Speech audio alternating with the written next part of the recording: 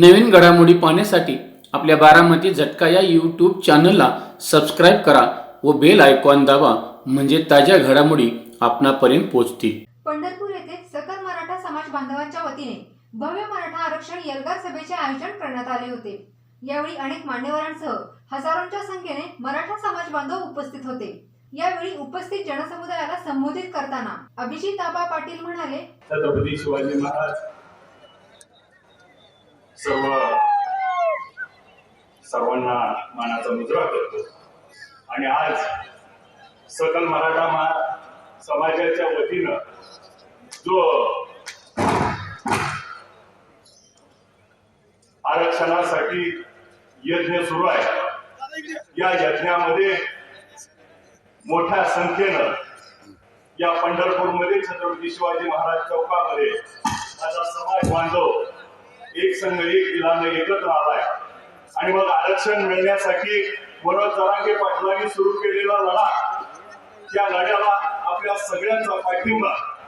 आणि त्या ठिकाणी 14 तारखेला मोठ्या एकसंघ ताकीनं तिथं उपस्थित राहण्याच्या आव्हानासाठी येत आहे. मी मनोज जरांगे पाटलांचं त्या ठिकाणी अंतर्गतीला जाऊन त्या ठिकाणी भेट घेतली. माझा या निमित्तानं फक्त वेळेअभावी दोनच गोष्टी, की शांततापूर्ण मार्गाने 29 ऑगस्ट पासून त्या ठिकाणी उपोषण सुरू होतं.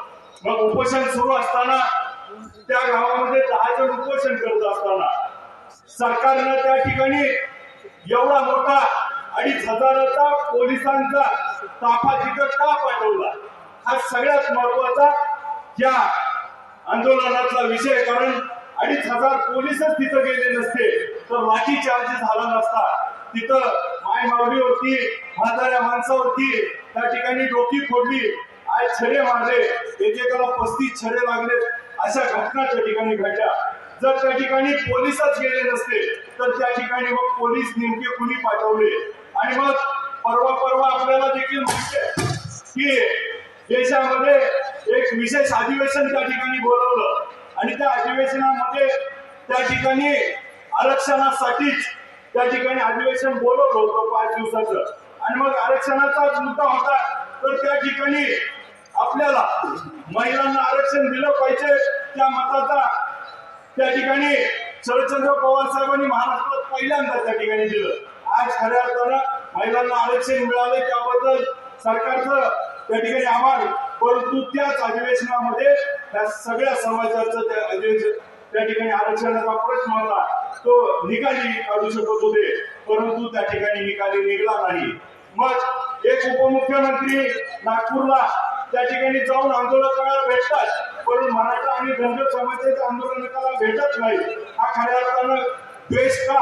आणि मग मनोज जरांगे पाटलाच्या आंदोलनावरती झालेला हल्ला, त्याचा निषेध करून आज खऱ्या अर्थानं मनोज जरांगे पाटील आता मंगळवेढ्यामध्ये खूप मोठ्या प्रमाणात स्वागत होते.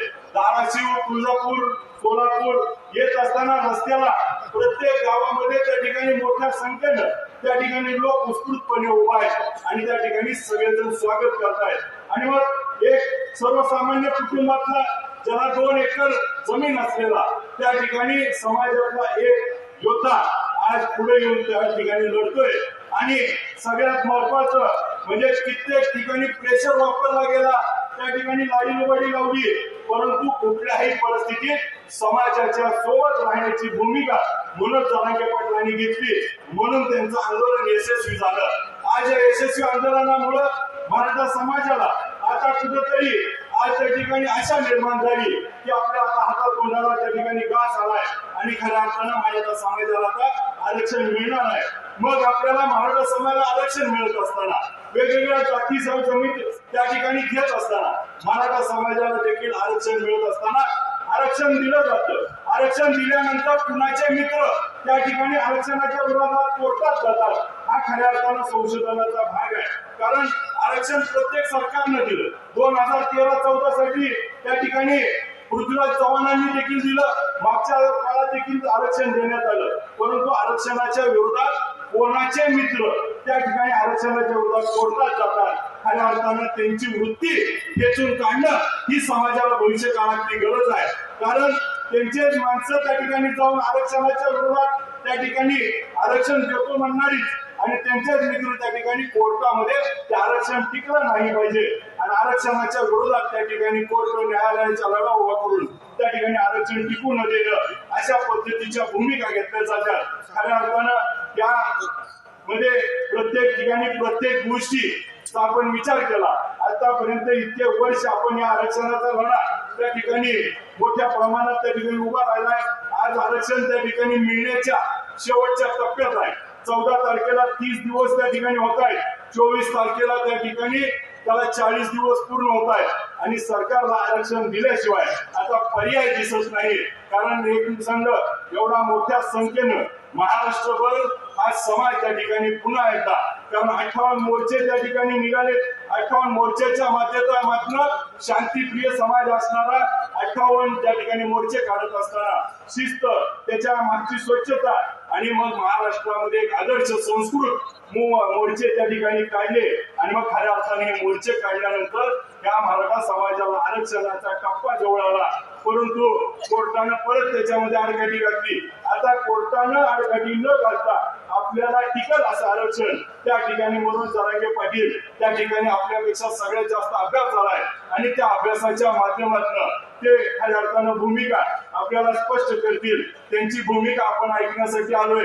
खऱ्या अर्थानं प्रदीप सोळंके सरांचं त्या ठिकाणी जोरदार सुरू होतं, परंतु आमच्या सगळ्यांचा एजेंडा होता की आपण देखील आपली भूमिका मांडली पाहिजे. मी या निमित्तानं पंढरपूर तालुका विठ्ठल सहकारी साखर कारखाना राष्ट्रवादी काँग्रेस पक्षाच्या वतीनं मनोज जरांगे पाटील यांच्या आंदोलनाला पाठिंबा देत असताना खऱ्या अर्थानं उद्याच्या 14 तारखेला सगळेजण आपण मोठ्या संख्येनं त्या ठिकाणी आपण उपस्थित राहू आणि मनोज जरांगे पाटलाला पाठिंबा देत असताना मनोज जरांगे पाटलांच्या आंदोलनाला महाराष्ट्रातनं बळ देण्याचं काम हे प्रत्येक जण करत आहे. जसं आता मंगळवेढ्यातून 1000 गाड्याचं नियोजन त्या ठिकाणी करण्यात आलं. पंढरपुरातून देखील मोठ्या प्रमाणात आपण मोठ्या संख्येने त्या ठिकाणी जाऊ आणि त्या ठिकाणी आरक्षणाच्या या लढाईमध्ये आपली देखील खारीचा वाटा उचलू. आपल्याला फक्त त्या ठिकाणी जाऊन त्या ठिकाणी त्यांना पाठिंबा द्यायचा आहे. 17 दिवस बिना अन्न पाण्याचं आणि त्यांची तब्येत बघितली तर तेवढी त्या ठिकाणी नसताना देखील, आजारी असताना देखील एवढ्या ताकदीनं त्या ठिकाणी आपलं उपोषण काही कसल्याही मुलतपा न पडता आज आपल्याला सगळ्याला माहिती आहे अर्धा डझन मंत्र्यापेक्षा मुख्यमंत्र्यासहित सगळे त्या ठिकाणी येऊन गेले. आज पवार साहेब त्या ठिकाणी येऊन गेले. मंत्री तर रोज त्या ठिकाणी येत असताना खाद्यावर हात टाकला तर आपणही करतो. त्यामुळं खऱ्या अर्थानं मनोज जरांगे पाटलांचं या ठिकाणी स्वागत करतो, पाठिंबा देतो. मला आयोजकांनी बोलण्याची संधी दिली त्याबद्दल आभार व्यक्त करून थांबतो. जय हिंद, जय महाराष्ट्र, जय जिजाऊ, जय शिवराय. माळशिरस तालुक्यातील गोरडवाडी कर्णवर वस्ती येथील सजाई पेविंग ब्लॉक घेऊन येत आहेत आपल्यासाठी आकर्षक पेविंग ब्लॉक. योग्य किंमत, आकर्षक डिझाईन आणि नवनवीन डिझाईन देण्याचे एकमेव ठिकाण म्हणजे सजाई पेविंग ब्लॉक. सरकारी बांधकामे आणि सर्व प्रकारच्या बांधकामासाठी योग्य दर आणि उत्तम क्वालिटीचे पेविंग ब्लॉक मिळण्याचे ठिकाण म्हणजे सजाई पेविंग ब्लॉक. तसेच येथे घरपोच सेवा देखील उपलब्ध आहे. तुमच्या स्वप्नातील घर सजवा आमच्या सजाई पेविंग ब्लॉक येथील आकर्षक, नवनवीन आणि वेगवेगळ्या व्हरायटीमध्ये उपलब्ध असलेल्या पेविंग ब्लॉकने. तर आजच भेट द्या. आमचा पत्ता Sajai paving block, proprietor Bhagwat Karnavar Patil, Malshiras Maswad road, Karnavar वस्ती, गोरडवाडी, तालुका माळशिरस. Mobile number 95 27 37 37 63, 86 25 90 70 39.